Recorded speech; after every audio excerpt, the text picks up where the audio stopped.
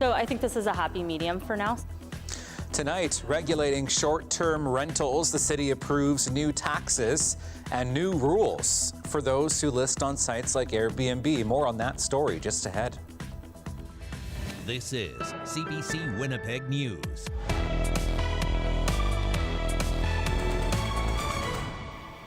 Thank you for joining us tonight. I'm Laychuk. The city of Winnipeg is one step closer to regulating short-term rentals. City Council approved new rules today for rentals like those found on Airbnb. Cameron McLean has more. Anyone listing a short-term rental will need to be licensed and pay the accommodation tax. New short-term rentals will be limited to primary residences, that is, the place where the property owner actually lives. People who already own multiple short-term rental properties are allowed to keep up to 3 in addition to their primary residence.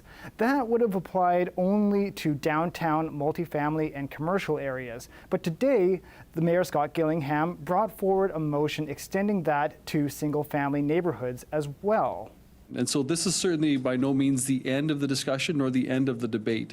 This is a first step to really get the ball rolling, to establish regulations. He said he wanted to treat the whole city fairly. It may also be a response to criticism from people like Michelle Finley. She rents a property, a house, next to her own home in St. James, which means the original rules would have shut her down. So I think this is a happy medium for now, so we'll see where it goes. I know going forward we're going to be more plugged in with the public service and councillors in talking about the topic. We weren't necessarily at the table as much as we wanted to be leading up to today. Now city officials have to come up with a bylaw for councillors to vote on. Mayor Gillingham says there could be more changes to the rules. The city now has 6 months to come back with a final version of the rules. Cameron McLean, CBC News, Winnipeg. Also at City Hall today, we learned Winnipeggers will have to wait a little bit longer for extra security measures on transit buses. Mayor Scott Gillingham promised bus security, but says city officials are working through legal issues. They're still in talks with the transit department and city workers. I want to see something in place by this year, sometime in 2023. That's my goal. We have to make sure transit is a safe place for our transit operators and for transit riders as well. Gillingham says transit security officers will have the authority and training to make arrests, but they will not be armed. A Winnipeg man hopes he can get the provincial government to repay millions of dollars in photo radar fines.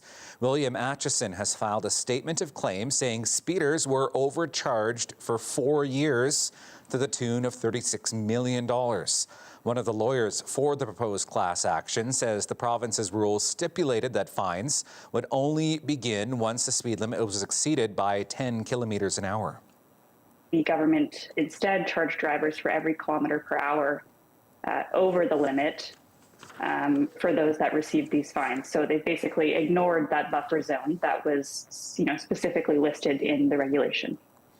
Upwards of 470,000 tickets could be impacted if the case goes forward. A court date hasn't been set. The province says it can't comment on a case that is before the courts. The family of a woman who is missing is offering a reward. She is believed to have been abducted by her husband, who is also wanted by police. CBC's Stephanie Cram brings us the story. Crystal Loden is keeping busy, taking care of her daughter's cats. Brianna Hudson hasn't been seen in a week after her mother received some worrisome texts from Hudson, who was concerned about what her husband might do to her. She had been messaging that night, that she was afraid for her life, that he was going to kill her, that he had a knife, that she was afraid for her life. Loden called RCMP to do a wellness check on her daughter. She was worried her daughter's husband, Shaquille McFarlane, might harm her. By the time police arrived, the couple had fled. Loden says her daughter is 16 weeks pregnant, and Shaquille McFarlane had threatened to keep her from her family until the baby was born. Shaquille has said that he planned to keep her until she had the baby. And that's a long time away, and my daughter needs to have a cesarean section, so she needs medical help. RCMP are also worried for Hudson's well-being. They believe that McFarlane is actively evading police and say there are currently warrants out for his arrest. We're going to offer a reward, so the reward is up to $5,000. The family is now offering a reward to help the RCMP in their search for Hudson. We're afraid that he won't let her come back, We're afraid for her daughter. Her little girl needs her and she doesn't know where her mom is. Loden says she will continue to do what she can, hoping that her daughter will come home soon. Stephanie Cram, CBC News, Winnipeg. Manitoba's nursing regulator is trying to speed up the process for nurses who want to come work in Manitoba from the Philippines.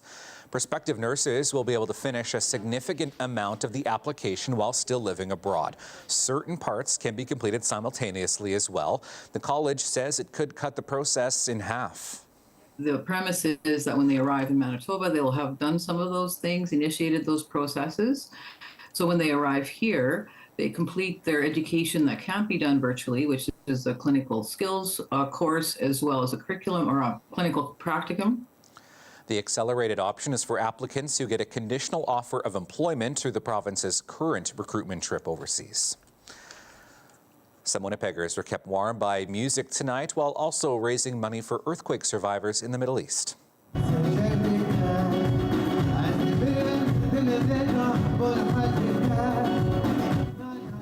Syrian and Kurdish musicians hosted a night of music and art, raising money for Syrians who survived the earthquake 2 weeks ago and the aftershocks that have followed.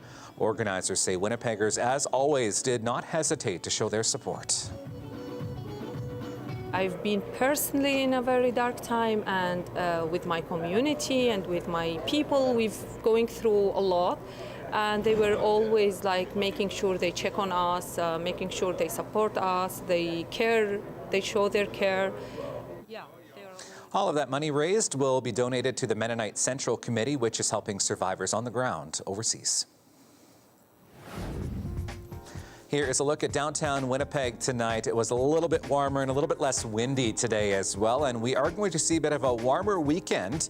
Meteorologist John Sauder is in next with his forecast. Stay with us.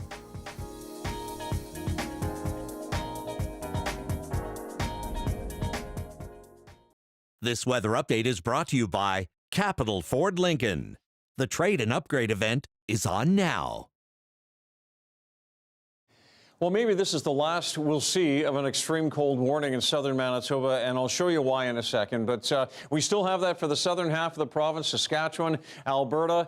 But winds are starting to drop off as skies clear tonight. So as we move through into Friday morning, we see a brighter sky with more of a southwest wind in the morning and quite light. And then through the day on Friday, we see the clouds building back in, especially on into the evening hours, and more of a southerly wind on Saturday. Now, we're still well below the seasonal normal, but the wind will make it feel much better on Friday and again on Saturday. And then the second half of the weekend, a real improvement. I'll show you the numbers in a second. Minus 28, though, tonight, and that's mainly because the skies are going to clear, and that just lets all that heat escape up into space, so we'll see temperatures drop. Normal low is minus 16, so still pretty significant. There's your morning. It'll feel a whole lot better tomorrow at minus 19 than it did today at minus 20, and that's mainly because of the wind staying light through the day. Now, second half of the weekend, we're getting closer to seasonal. That would be minus 6. A high on Sunday of minus 7, all the way to minus 2. Few flurries on Monday, and pretty seasonal or close to it for next week as well. All right, thank you, John. That is your late news for this Thursday. Thank you so much for being with us tonight. We'll see you again tomorrow at 6 and 11. Have a wonderful evening.